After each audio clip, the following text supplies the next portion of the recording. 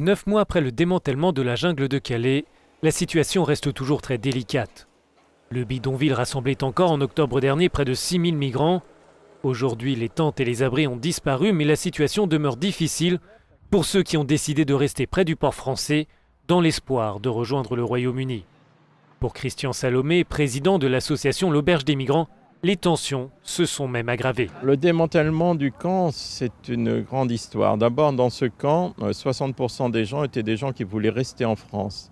Alors qu'actuellement, à Calais, il y a uniquement des gens qui veulent aller en Angleterre et aller le plus vite possible en Angleterre. C'est d'autant plus fort qu'ils n'ont aucun moyen de s'abriter la nuit. Leurs couvertures, leurs duvets sont jetés dans le canal que vous voyez derrière vous toutes les nuits ou tous les matins. Donc il y a vraiment une pression pour qu'ils passent le plus vite possible. Le président français Emmanuel Macron souhaite qu'il n'y ait plus de campements de rue d'ici la fin de l'année. À propos de Calais, le ministre de l'Intérieur, Gérard Collomb, estime que la ville portuaire ne devrait plus être un abcès de fixation. Mais pour les migrants, la situation est encore plus difficile, comme l'explique Khalid lors d'une interview exclusive pour Euronews. La différence est énorme avec la jungle. Là-bas, les policiers ne nous attaquaient pas tous les jours.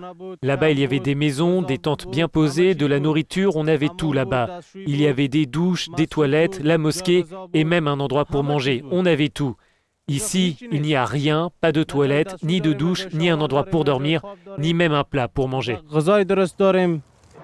Pour les bénévoles et les associations humanitaires, cette situation a pour objectif de pousser les migrants à quitter la ville.